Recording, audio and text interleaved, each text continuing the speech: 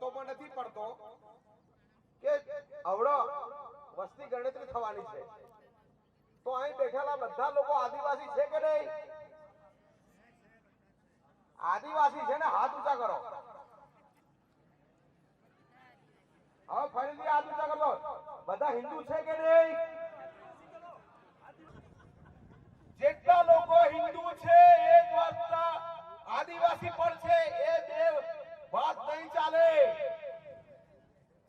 કેમ કે ડિલિસ્ટિંગ આવડો વચ્ચે એક પ્રોગ્રામ નીકળ્યો હતો, ડિલિસ્ટિંગ નો એવો પ્રોગ્રામ હતો કે જે આદિવાસી ખ્રિસ્તી હોય, ક્યાં બોલે ભાઈ?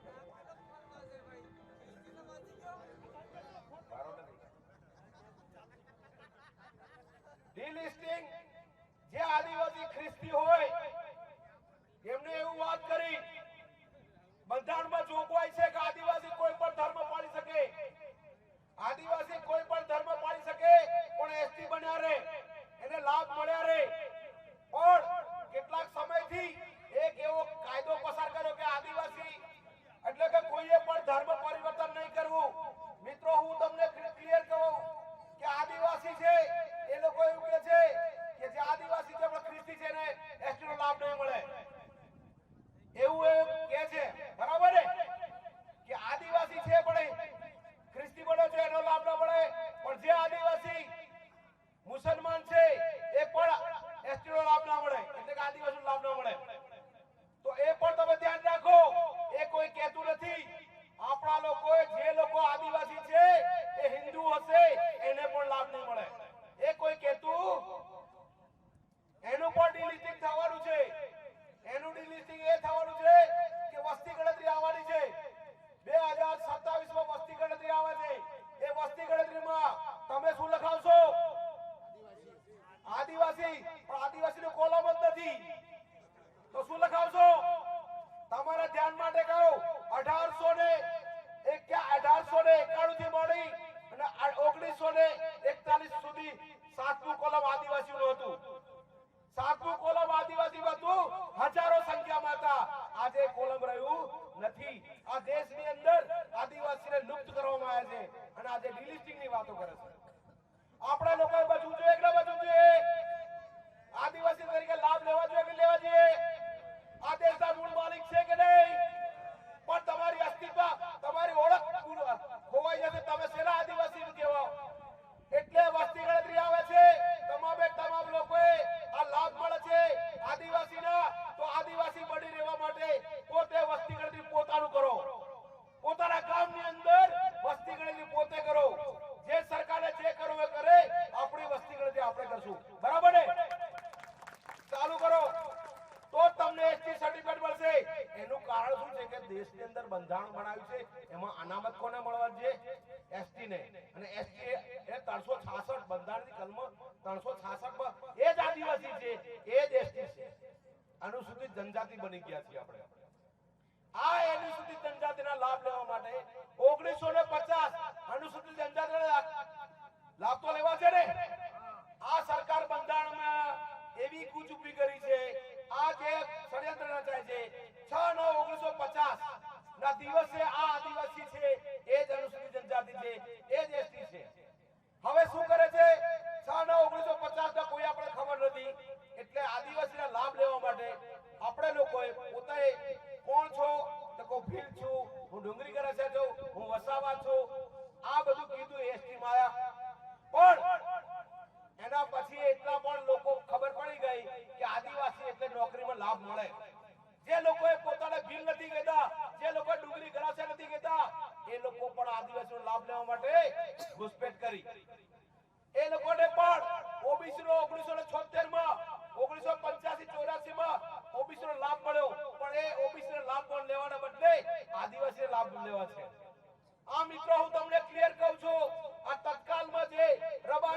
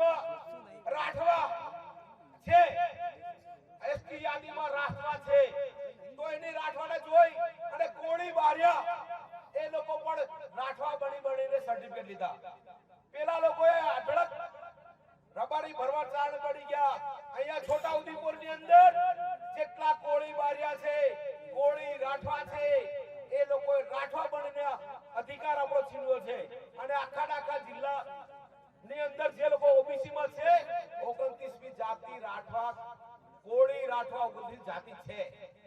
ફરીથી કહેશો, ફરીથી ધ્યાનથી કહું છું, કોળી રાઠવા બારિયા કોળી એ એસટી નથી, પણ રાઠવા જ છે એસટી. હવે આખા જિલ્લા બની ગયા છે. હવે અહીંયા આવી ગયા કડડા ખાનપુરમાં. આ કડડા ખાનપુરની અંદર આપણે કેવી રીતે આદિવાસી છે, એસટી છે. દેખો, આદિવાસી શબ્દ બહુ મોટો છે.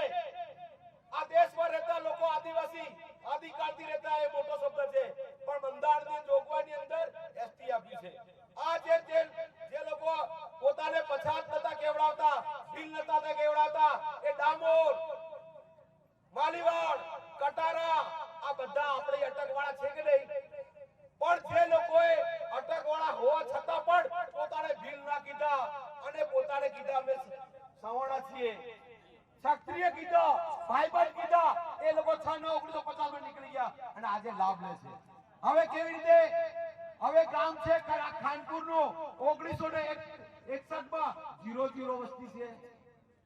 1961, 1971, 1981 માં, 1900 ઠેક એમ કરતા 2001 ની અંદર 0 આવ્યો. કેટલા 2001 માં 0 છે તો 2011 માં 100% વસ્તી થઈ ગઈ. આ વાસ્તવિક છે. અને આજ કહું છું, આ પોતાને દિલ નથી કીધા એસટી કે આજે તમારા બધાનો મારો લાભ લીધે છે. આ ષડયંત્ર આ ચાલી રહ્યું છે. આ ગુજરાત સરકાર હમણાં લાભ લેવા માટે જે લોકોએ રાજકીય લોકોએ લાભ લીધો, એ લોકોએ લાભ લેવા માટે વોટ આપો અને સર્ટિફિકેટ લઈ જાઓ. શું કીધું? વોટ આપો અને સર્ટી લઈ જાઓ. સર્ટીની લાણી કરી. એ રબારી ભરવાડ હોય કે કોળી રાઠવા હોય કે ખાનપુર કડડા હોય તો પણ આ સર્ટીનો લાભ લેવા માટે એમને વોટ દેખાયા. આપણા પ્રતિનિધિઓએ હમણાં પણ આ ધંધા ચાલે છે. આપણે કોઈ 6/9/1950 માં સાચા અને ડાંગર અને જવનો ભેળ થઈ ગઈ. એટલે હવે સાફ તો કરવો પડે ને.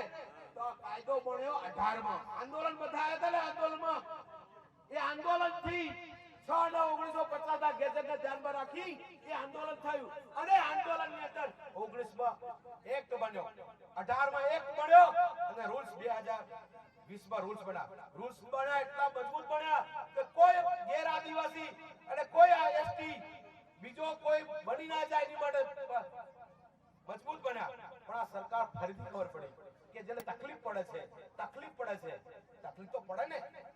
જે ખોટા છે એને તકલીફ પડે કે નહીં પડે? ખોટા છે એને મળે જ નહીં દાખલો. પણ તમને કોઈ તકલીફ પડે? એક દિવસનો 5 દાડા થાય તકલીફ પડે ને? 5 દાડા થાય તે કાગળ મેળવવામાં, પણ જેને સર્ટિફિકેટ ના કાગળ જ નથી મળવાના એ લોકો કે અમને તકલીફ પડે છે. આપણા લોકો પણ થોડા કે તકલીફ પડે. એ ભાઈ તકલીફ નથી પડતી, પેલા લોકો બેહી જાય છે. હવે નીતિ નિયમ ઘડાયો છે. હવે એમ કે હળવા કરવાના.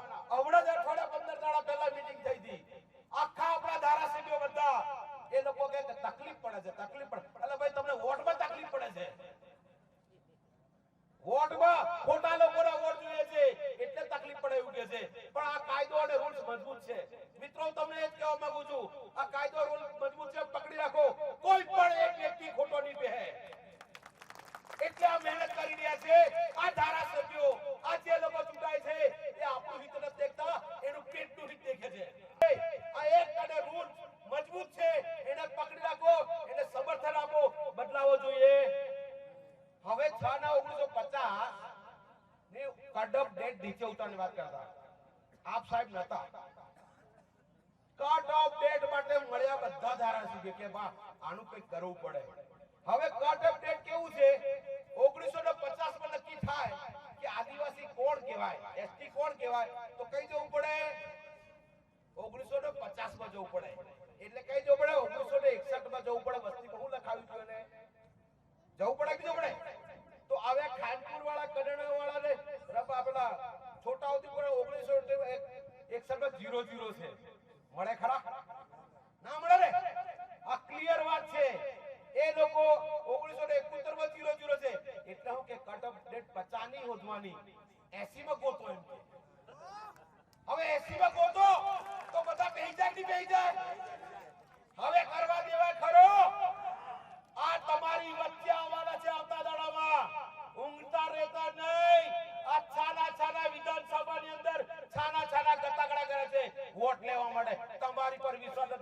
આપણા લોકો પર વિશ્વાસ છે. આપણા લોકો બચવું છે કે બચવું છે? હવે 1950 ને શું કહેવાય ખબર છે? આપણા ખેતરમાં વાડ કેમ કરીએ? આપણે ખેતરમાં વાડ કેમ કરીએ? ઢોરો પહેરી ના જાય એમ કરીને. તો કેટલી વાડ ઊંચી કરવી પડે? ઢોર કરતા હાઈટ મોટી. એ આપણી 1950 છે. અને તાળ ફૂટ કર દો તો શું થાય? પહેરી જાય ને ઢોરો. તો બોલો શું કરવું છે? ઓછું કરવું છે કે જે છે એ જ રહેવા દેવાનું? તો આ વાતને પકડી લેજો. કોઈને મય કરવાની તાકાત નથી. આદિવાસી થોડો હેરાન થશે પણ ખોટા લોકો તો પહે નહીં. એ ક્લિયર કટ કરજો. નહીં તો પછી યાદ રાખજો, તમે બધા તૈયાર રહો. આ સરકારો, કોઈ પણ સરકાર હોય, એ આદિવાસી લડવાનું કામ કરવાની છે. હાચા આદિવાસીઓ ઊભો થશે અને ખોટા તો ખોટા છે આવી રીતે તમારી સામે. અને હું ફરીથી કહું, આ જાતિ સર્ટિફિકેટ કઈક ને કઈક મણી તરફ લઈ જવા કરે છે. ખોટાઓને કહેશે તમારો હક છીનવાય છે, અમે તો આલ્યું તું એમ કે. પણ પેલો પ્રવીણ બોલ કરે ઠોકો અને આપણા વાળા હુઈએ તો જે માર પડશે તો બોલવું પડે નહીં પડે? તો પછી હું થાય હાચા ને ખોટા લડાઈ લડાય. તો મણિપુર વાળી થાય કે ના થાય? કરવી છે સરકારને. આપણે કરવટ નથી. આપણા ધારાથી બેઠે ઘણા ઝપ્પા ખેંચો. બરાબર? આ ક્લિયર વાત છે. બચવું આપણી ભવિષ્યની આદિવાસી કરવું હોય તો તમારા ડિલિસ્ટિંગ ની અંદર વસ્તી ગણતરીમાં તમારે આદિવાસી લખાવજો. અને સર્ટિફિકેટ 1950 અને 2018 નો એક અને 2000 રૂલ નો વાક્ય પાયો. કોઈને તાકાત નથી અંદર પહેરી શકે. પણ જાગતા રહેવા જરૂર છે. આ બેઠા છે, જે લોકો બેઠા છે એ પોતાના પેલા પેટ પ્રમુખ નથી, પેટ પ્રમુખ છે. પેટ પ્રમુખ આ વિધાનસભામાં બેઠાલા લોકો તમારું મારું હિત ઈચ્છા હોય તો આ કાયદાને પકડી લેવું પડે ને લેવું પડે? અરે ગાડીઓ ઊભી રાખો એમને. આ ચેતરભાઈને પણ આપણે કહીએ, તમે શું કહેવા માંગો છો એમને પણ કહેવાનું. કોઈ પણ ધારાસભ્ય હોય એને ઊભા રાખો કે આદિવાસીના સર્ટિફિકેટ તમારે શું કહેવાનું છે? દાળ દૂધ બને દહીંમાં પગ જોઈએ નહીં. આપણે તમારા ને મારા છોકરાને આપણે લીલા થયા છે ને, આ બધા અસર દેખાઈ જાય ને, એના હાથે એક સર્ટિફિકેટ લીધે જાય. બચાવો. અને હું તમને આહવાન જ કરવા આવ્યો છું, આપણે લોકો જાગૃત થાવ, નહીં તો વાતો ઘણી થશે પણ ક્યાંક ને ક્યાંક ગુચવાડો ઉભો કરતા જાય છે. આપણા લોકો ફરીથી કહું, હું બધાને કહું છું, સર્ટિફિકેટ બચાવો, આદિવાસીની અસ્તિત્વ બચાવો. આમના જે મહાપુરુષોનો આજે યાદ કરીએ અને આપણે મજબૂતાઈથી લડીએ. અને લડવાથી યાદ કરવાથી નહીં, લડવું પણ પડશે. અધિકાર સંવિધાનિક થી જ લડવાનું. આ તમને શેડ્યુલ 5 નો પૂરેપૂરો અધિકાર છે. 13 નો અધિકાર છે. રૂઢિગત ગામ સભાનો અધિકાર છે. અને જાતિ સર્ટિફિકેટ તમારા બિલકુલ અધિકાર છે. આની માટે બોલો, તમને કોઈ વાંધો નથી. બાકી તમને છોડવાના યાદ રાખજો. આદિવાસીને ટાર્ગેટમાં છે. આ ક્લિયર વાત કહું છું. હિન્દુ મુસલમાન પતી ગયું છે, હિન્દુ ખ્રિસ્તી પતી ગયું છે. હવે ટાર્ગેટ આદિવાસીઓ જ છે. અને વસ્તી ગણતરીમાં પૂરું થઈ જશે. વસ્તી ગણતરી જાતે કરો, નહીં તો તકલીફ થશે. નહીં તો કે હિન્દુ રાષ્ટ્ર કોઈ કહે છે ખબર છે? હિન્દુ રાષ્ટ્ર બનાવીશું એમ. આરએસએસ ના 100 વર્ષ પૂરા થયા. 100 વર્ષ થયા. હું પણ આરએસએસ માં હતો. ક્લિયર વાત છે. તૈયાર થયેલો વ્યક્તિ છું એ જ ભટ્ટીમાંથી. એટલે 100 વર્ષ ક્યારે પૂરા થશે? 2025 માં પૂરા થઈ ગયા. હિન્દુ રાષ્ટ્ર ઘોષિત કરવા માટે જનગણના થશે. એમાં ઠીક કઈ કરશો તમે? હિન્દુમાં તમને કોલમ નહીં મળતો, ઠીક હિન્દુમાં કરવાના નહીં કરવાના? નહીં કરવાનો. અને કરશો તો ડિલિસ્ટિંગ થશે નહીં થશે? તો હિન્દુ રાષ્ટ્ર કોણે ઘોષિત કર્યું? અરે ના, આપણે જાતે હું હિન્દુ છું એમ અને હિન્દુ છે તો સર્ટિફિકેટ મળશે ખરું? તો આ વાત ધ્યાનમાં રાખો. સર્ટિફિકેટ બતાવું તો આદિવાસી અસ્તિત્વ ટકાવી રાખો, ડિલિસ્ટિંગ થશે, વસ્તી ગણતરી આવે, પોતે વસ્તી ગણતરી આદિવાસી લખાવો, આદિવાસી ટીક કરો, આદિવાસી ને પાછા પેલા શિક્ષકો નક્કી થઈ ગયા છે. શિક્ષકો શું કરવાની તમારી બોલી ભાષા શું છે તપાસવા આવવાના હે, ઘરમાં જોહે હું તો આદિવાસી એમ કે અને ઘરમાં જે જોહે તે પૂજા પદ્ધતિ હિન્દુની હે. કેન્સર ધ્યાન રાખજો. હું નથી કેતો હું તો જગાવવા આવ્યો, તમારે જેમ કરવું એમ કરો છો, પણ મને ઢહેડતા ની વચ્ચે. એટલે હું આદિવાસી બની રહેવાનો હું, પણ તમે ના જતા. જય આદિવાસી, જય બળ, ડિલિસ્ટિંગ અને સર્ટિફિકેટ આ બંને માફ કરજો વધારે સમય નહીં તમે